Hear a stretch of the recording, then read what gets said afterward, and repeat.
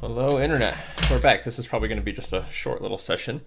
I ripped this off, or pulled that out, because I realized I had the tentacle. I don't actually have the arm up here. But essentially what was happening is I really wanted the tentacle to kind of line up parallel with the forearm, but instead I had it kind of like this, turned down.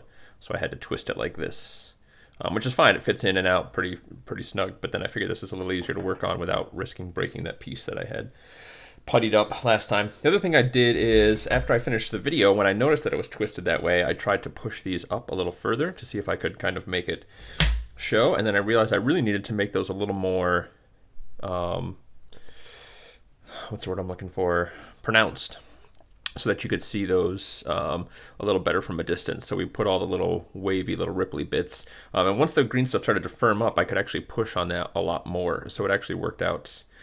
So we pushed that up. But now I'm starting to put the little suckers on. And I was just going to do this kind of quick. And then I realized that it was actually going pretty quick. And I don't think I'll record doing all of them right now.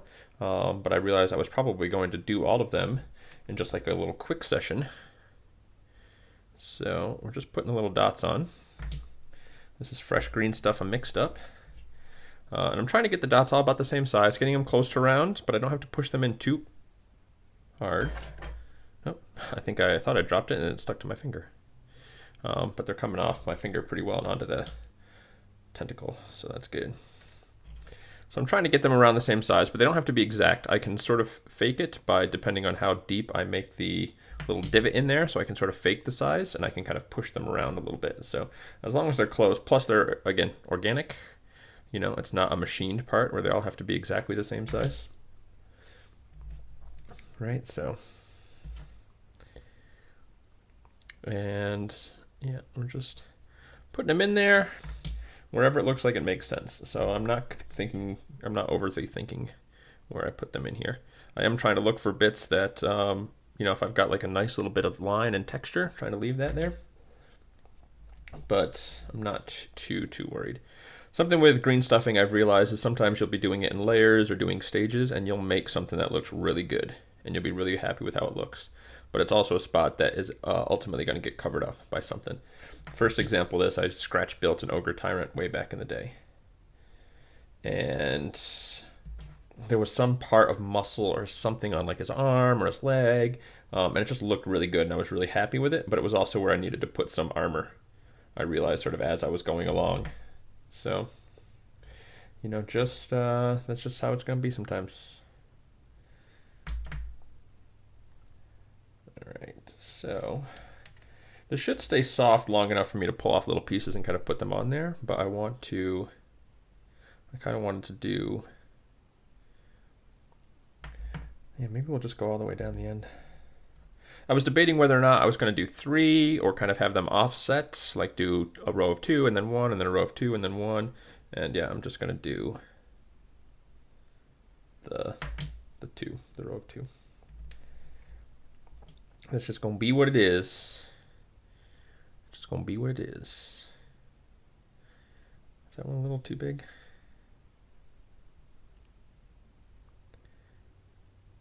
Yeah, it's probably just a smidge too big.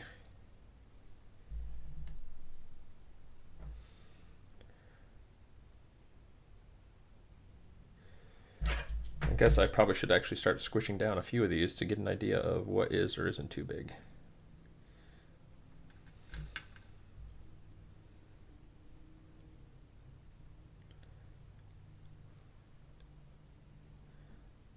Pop.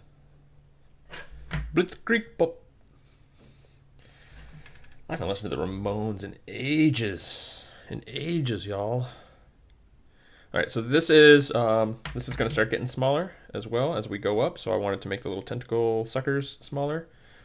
So that's where we're at now. We're definitely needing smaller suckers. Sometimes you need a big sucker. Sometimes you need a little sucker. Just a little bit. Right? You don't need to con them out of all their money. You just need to con them out of $20 so you can get a nice meal. Get that bus ticket home. Oh man. yeah, these guys, and I lost, and then so just anything you can help so I can get a bus ticket. Get the fuck out of here. I wish those guys would just be honest. I mean, they probably wouldn't. They probably get more from other people being dishonest, but I don't want to hear your story. Don't go on about 20 minutes. I'll give you the 75 cents I got in my cup holder in my car. And then just I mean, I'd be much more likely as me as an individual if they were like, "Man, I just need some heroin." Okay. I can understand that more than needing a bus ticket. You know? If I was down on my luck so bad I'd bum money from people in a parking lot for a bus ticket, I would probably be happier with heroin. Like, where are you going, really, realistically? Is that cold? That's a little cold. But we're just chatting. We're just BSing here. I'm just trying to entertain you a little bit. So, yeah, I realize in doing this as well that, again, anybody that's watching this and following along, it's kind of like the idea of just sort of like hanging out, having something to listen to while maybe you're building and painting. So if anybody is building, painting, anything, drop it down below. I'd love to hear what you're working on. But that's sort of the intent of what these videos are, more than, say, a tutorial. It's just more of like a hangout session.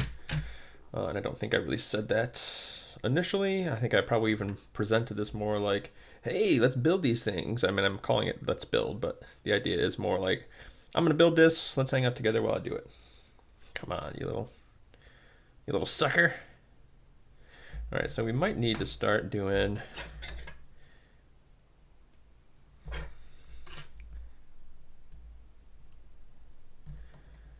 Start doing it with a tool to really get them into place, because we're going to need to start being more accurate with this. So, well, not so much accurate with the placement. I mean, I still want to get them where I need, but I mean, like, it's accurate's definitely not the right word. I gotta kind of dip in there, and the positioning's starting to get a little weird. So, and I'll actually probably be using this tool for some of these smaller ones on the end to make the little divots in the suckers. What is the name for those? I mean, there's got to be a more technical term than suckers. I just keep calling them that because I think it's funny to say sucker.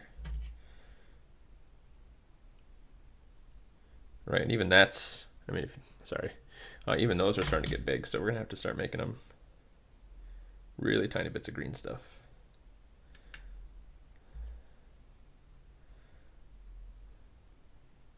Was that too much of a transition? Maybe not.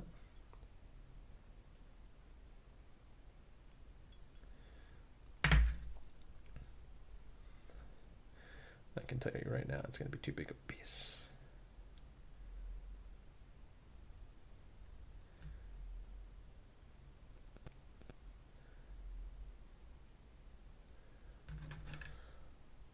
Right, we're really working with small amounts here.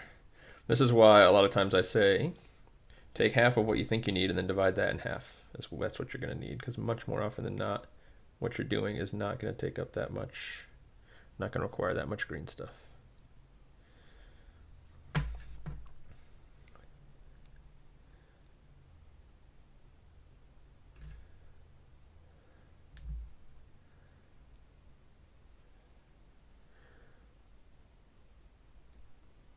Oh, that one fell. Oh, I was going to say that one fell on the floor, but it fell right in the chair, right where I could see it.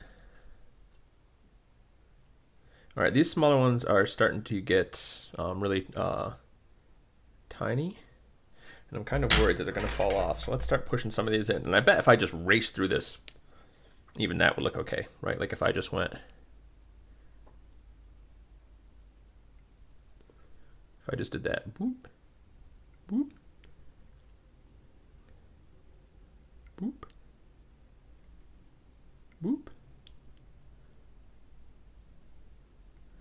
boop, boop. The booping sound is required.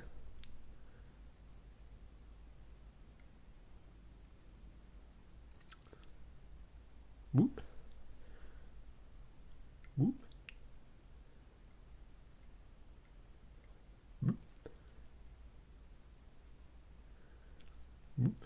So you can see I'm pushing down the middle, but I'm also using this to sort of position it. And I'm doing this whole row. I didn't really think of this until I started doing it, but I'm doing this whole row so that I can kind of then match the other side. So rather than doing left, right, let me just go all down one side, and then I'll use this sort of as the reference for the other side. Can you see what I'm doing here? All right, look at that. And if we did nothing else, this would look all right, but we are going to try to make it a little more seamless.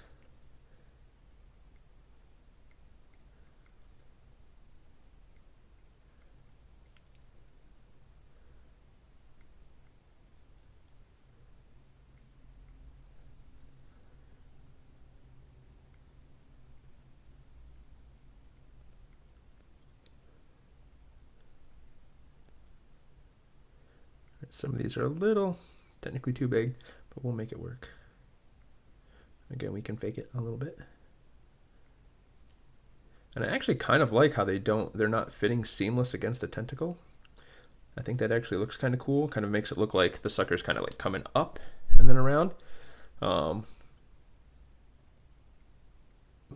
I am going to make them a little more attached.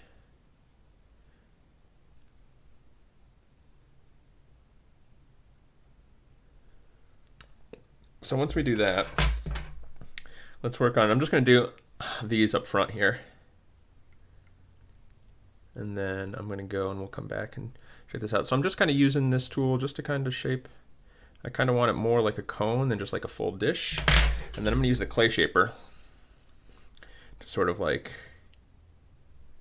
push in the sides. So I'm just trying to push on top of it just a little and then push it in. So I'm pushing. See if I can get you a good view here. So I'm going to push the top in, and I'm going to try to catch just a little bit of it, right? To just kind of do something sort of like that. I'm going to push it, oops, bump the camera, push it in, and then like almost like brush it in to push it flat. So we're just going to try to push the side in. Something like that. And then I do want it to look a little more seamless, so we're just going to try to paint it in and smooth it out.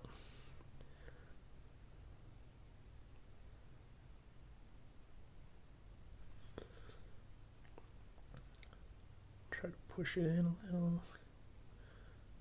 And that might be more work than I actually want to do, and I don't mind the look of this, so we may just try to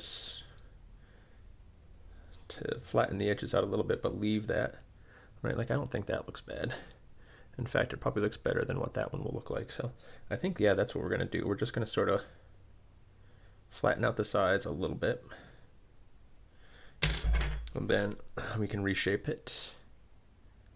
And we should have a nice crisper edge on that sucker. Both sucker as in the sucker of the octopus tentacle. And, you know, I'm gonna get you, sucker. So I think once this does dry, I am gonna hit it with some thin super glue, and then we should be good. All right, so we're just gonna sort of go down the line and do that. So when I come back, we're gonna go from this to whatever I come back from. All right. See you in a minute. Well, a minute for you, not a minute for me. How the heck are you, Internet? We are back. Here is our tentacle, more or less finished, actually. So, I have a little bit more work to do, and I'll show you why. But let's just take a look at how these came out.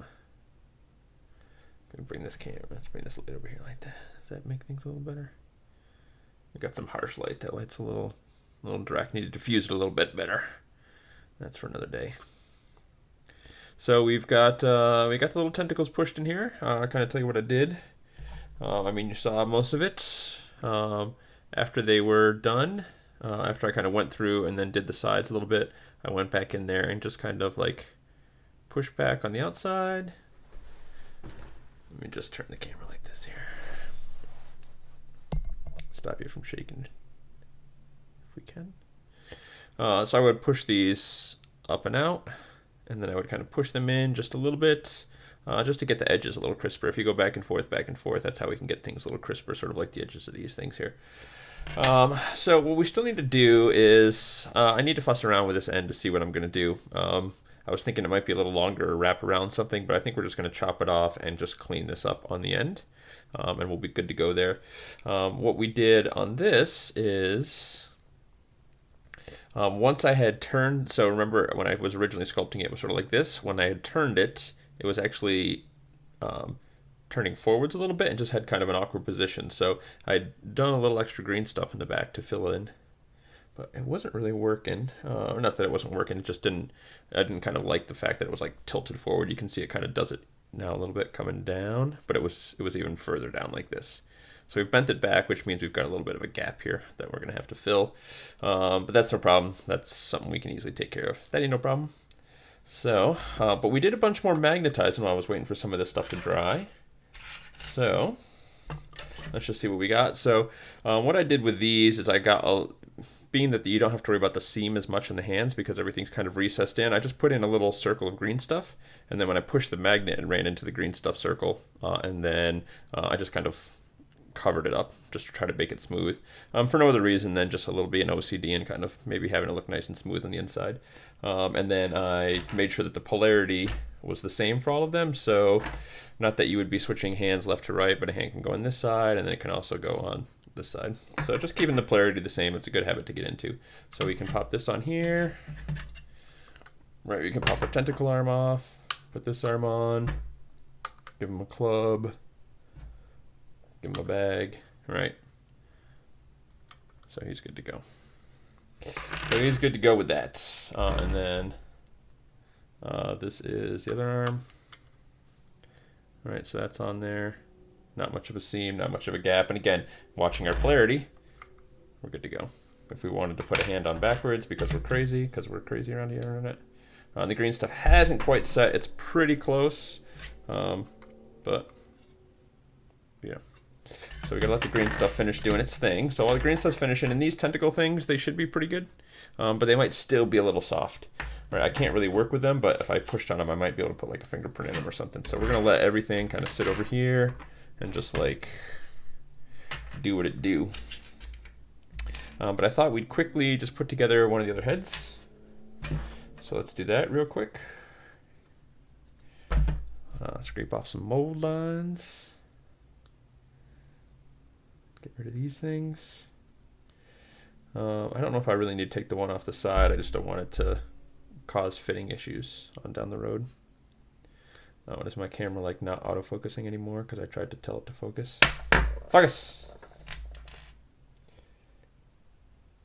Alright, all that I can clean up after. Okay. So, following the instructions, we do the mouth, then we put it on the head, and then we've got a top knot to put on if we want. I don't know if I'm going to want to do that, so I'm not doing that in this step here. So let's just see what we got. That goes together. It's kind of creepy looking.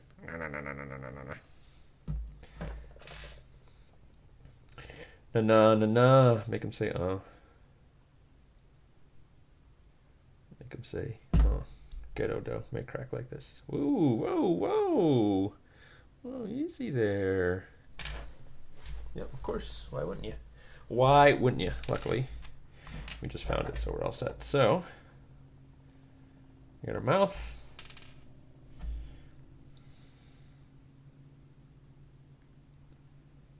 Put the glue in.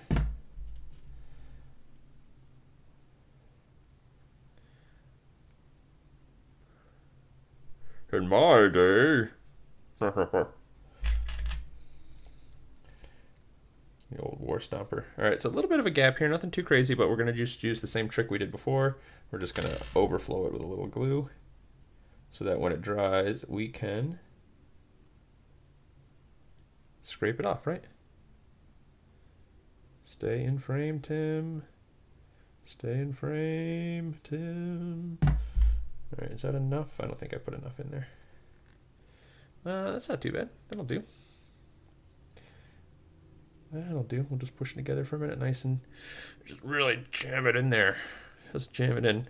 Cut my finger with an X-Acto knife. Just a little bit. Just enough to be annoying. Alright, so that's there. So, what's interesting is, like, that's the size of his head. Look at this guy, right? Here's this guy. The head is a lot smaller. And he's a lot bigger. But, right, look at his feet. The feet, I guess that would be a more appropriate foot. And the hands. Oh, there's no hand there, is there? Where's your hand, bro?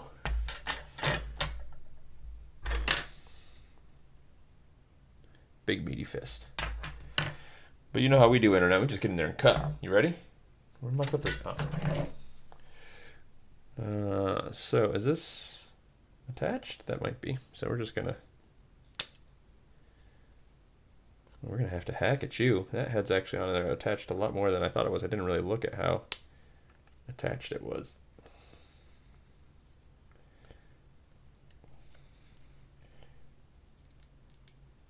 Oh, this might be bad for my clippers, actually. That's a lot of plastic I'm chopping through. We'll use the junk clippers. These are the garbage clippers. Oh, they won't really open up as wide. It's going to be a problem, internet. Oh, you almost lost your other arm. Hold on there, Broseph.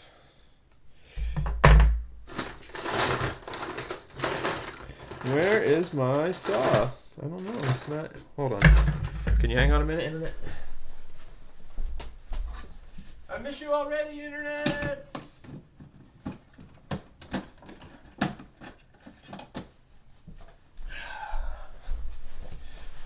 I'm back. Ha ha! I feel like this is, I'm just gonna like, I feel like this is gonna, I'm gonna hurt myself with this.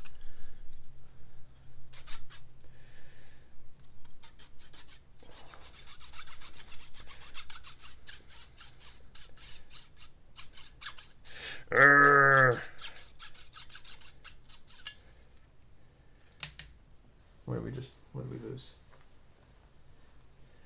No, just his earring. That's garbage. That's garbage. This head can go on like a pike or something like that. This will look cool. Because the Gargants, they appreciate, you know, whoever's the bigger Gargant. But also, mightier makes readier, right? So I don't know what sort of lore or stories there are about Gargants maybe fighting other Gargants to take over. They sort of respect and follow the biggest. But I don't know if they also challenge, sort of like the ogres do, right? But if I had like this is kind of hard to do by hand. That's a lot we're chopping through.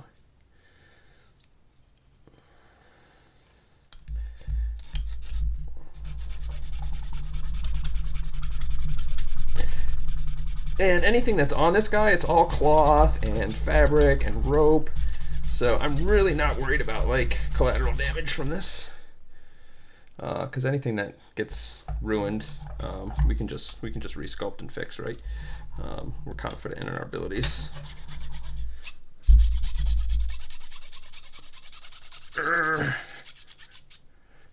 Yeah, as I get in there, it just starts to bind on the blade a little bit.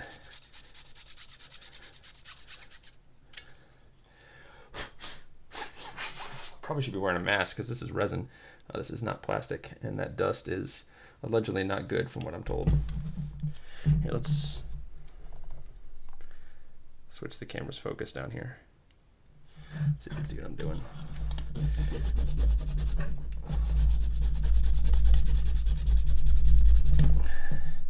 It feels so wrong, but it feels so right.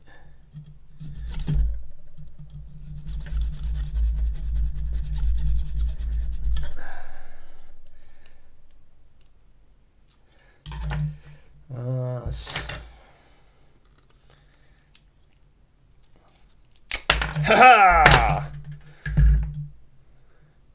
No.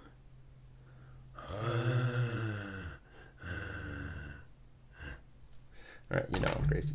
All right, don't breathe that. So, is that just that kind of looks silly in a great way. I mean, it's kind of too late now, right? So, we'll make that work, right? We could even go like really silly. I don't have any little Gargant heads. You guys remember these things? Darklands models. I was looking to see how they would convert, like if they were big enough, if I like extended their legs, but their bodies just are not big enough to work as a man crusher. And this guy is awfully thick and beefy compared to these guys, but he's around the same height.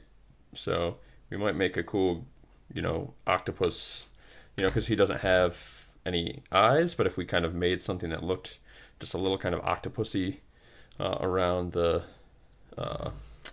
little bit of a seam that's here, and give it kind of like a little bulb or something, that might be all right. Remember, I started converting this guy up to do like a Nurgle Grit and Clean one back in the day. Yeah, it's just such a great model that I haven't really found a use for yet.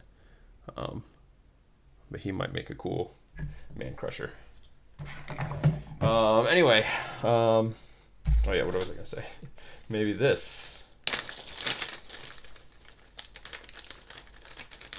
I just want to see how ridiculous this would look.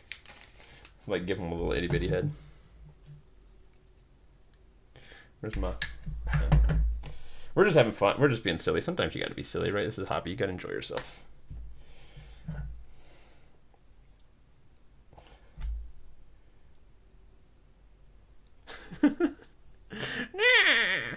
Yeah, see? Yeah. Anyway. So I want to do up the one with the cowl. I had planned on using this. This just seemed like more like a bone grinder head. Like if we throw that on there. I mean, it's not terrible. I mean, it obviously looks a little small. But I think with the beard and from a distance, it's not awful. But the one with the gatebreaker with sort of like the executioner head may work better. So that's not terrible. And this will look good on a pike, on a stick. So let's clip his earring off because we hacked through that a little bit. So.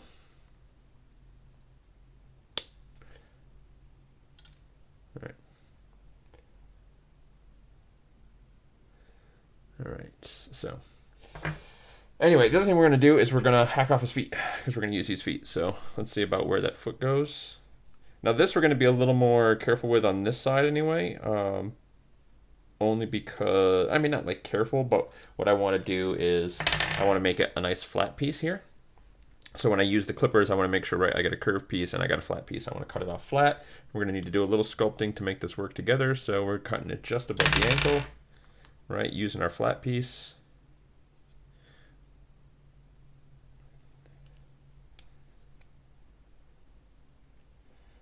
It's so much, it's so thick. I feel like I'm going to ruin my clippers doing that.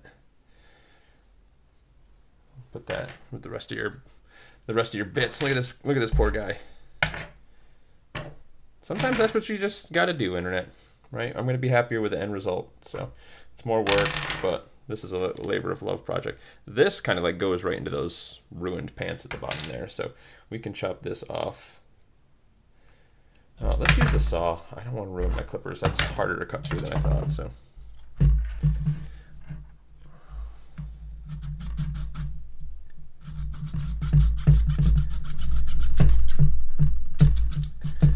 It really starts to bind. I mean, this is like a really fine blade, and it just gets resin dust in there. Really want to make sure I'm not breathing that. I'm cancerous, so on a dance you wouldn't want to answer this if you responded back with a battle rap you wrote for cannabis. Well, that's cutting nice.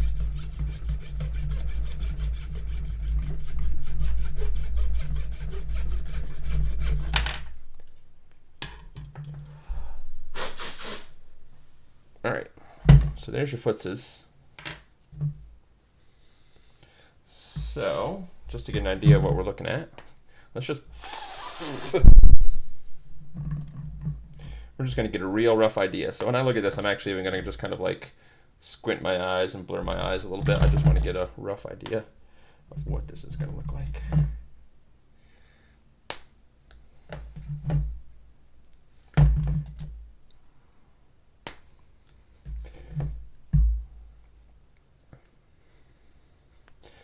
So even let's just throw this on there just for just for the giggles.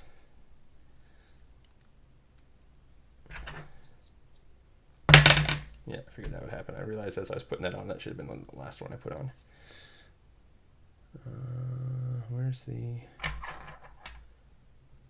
Where'd you go?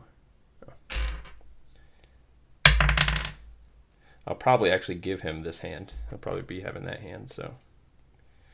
Just because I love the look of the couple little guys there.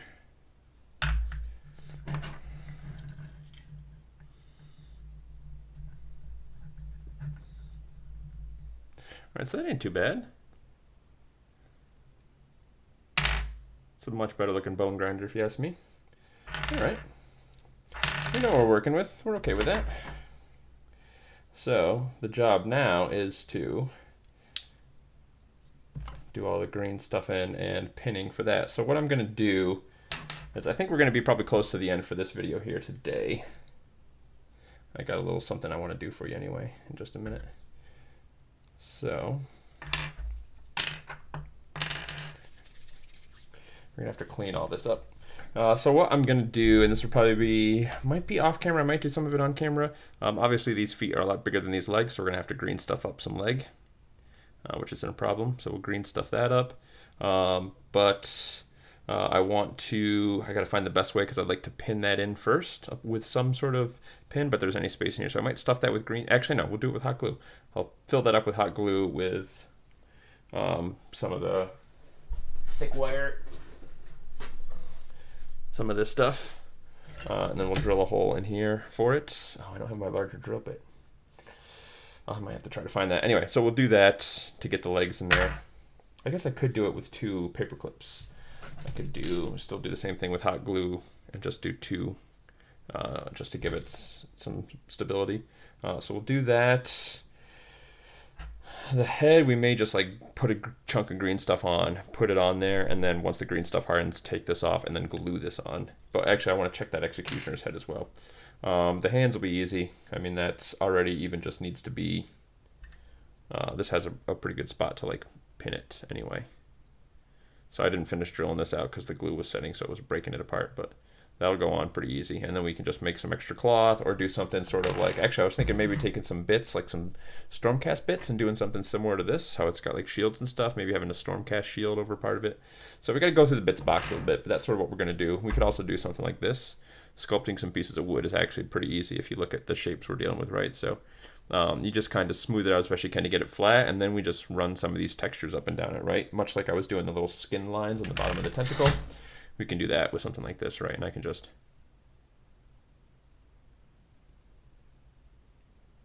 Right, you can also even see it in my hand for a minute there. It's weird. Old man skin. Anyway. So I think that's what we're going to do, internets. So in the meantime, I'm going to let all this green stuff finish up curing and doing all its good stuff. I'm going to build an executioner head, and then we will be back and see where we're at. So I shouldn't call it an executioner head. It's a gate breaker head. Gate breaker head, right? That's what it is. Anyway, until next time, internet. Kisses.